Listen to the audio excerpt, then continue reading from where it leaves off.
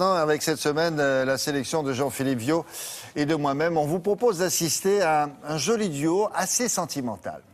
Eh bien oui, tout à fait. La pièce de la semaine fait un petit peu partie de ces moments intimes où, dans la salle d'un théâtre, le spectateur devient malgré lui témoin discret des états d'âme amoureux d'un couple en mal de sentiments. C'est en tout cas ce qui se passe sur les planches du théâtre Rive Gauche, où sont réunis pour la première fois dans une comédie un grand auteur, Éric Emmanuel Schmitt, et une étoile chorégraphe, Marie-Claude Pietragala. L'élixir d'amour, c'est le titre du spectacle, est mise en scène avec le doigté de Steve Suissa. Pourquoi notre liaison n'a-t-elle pas duré? Notre liaison a cessé de durer parce qu'elle durait.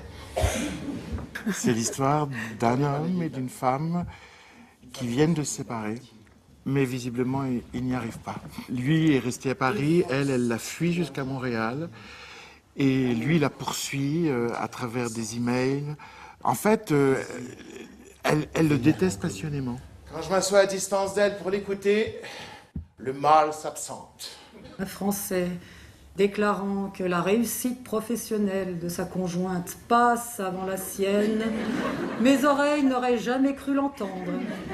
Même si on est complètement aux antipodes et qu'on est séparés, il y a des choses qui nous rapprochent. On a les mêmes réflexes, on écoute les mêmes musiques.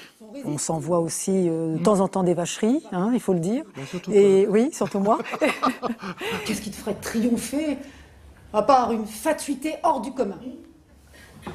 Merci pour ce portrait flatteur qui me donne envie de me connaître. C'est un véritable jeu de Je t'aime moi non plus auquel se livrent ces attachants personnages en totale osmose malgré leur séparation. Le texte fort habile d'Éric Emmanuel Schmitt prend ici sur scène toute sa profonde dimension. De surcroît, il me semble que tu ne coïncides pas du tout avec son type d'homme. De ce qu'on me dit ici, elle jette son dévolu sur des partenaires sportifs, basketteurs, joueurs de hockey, beaucoup plus jeunes que toi. Bref, de son âge. Cette immense question, comment faire pour que l'amour dure? Alors, je ne vais pas dire que la pièce y répond, mais elle esquisse une réponse qui est celle de ces deux personnages, c'est-à-dire qu'ils ne peuvent s'aimer que s'ils reconnaissent qu'ils sont blessés. À ma grande surprise, je me suis vue draguée par des étudiants au corps mince et interminable.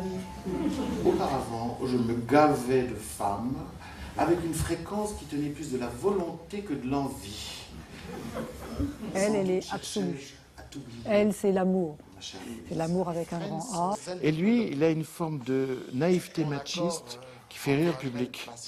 Parce qu'il voit les femmes vraiment d'une façon extrêmement conventionnelle.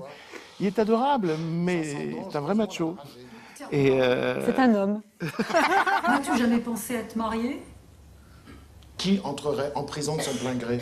Mais encore. La réflexion s'impose d'elle-même dans ces habiles jeux de douce passion tragicomique auxquels se livrent nos tendres protagonistes. Dans cette forme de théâtre à la fois romantique et romanesque, Pietragala et Schmitt, à peine dissimulés derrière leur nouveau costume de comédien, osent et se donnent presque naïvement sur la scène. Un petit peu comme de jeunes premiers qui plongent en apnée pour la première fois dans leurs sentiments. Leur élixir d'amour du théâtre fonctionne, le charme opère et puis le public satisfait n'a plus alors qu'à se prendre à leur jeu. Voilà, c'est tout pour aujourd'hui. Bon spectacle, bon théâtre et à très vite. Est-ce que vous connaissez l'agence de photos Mac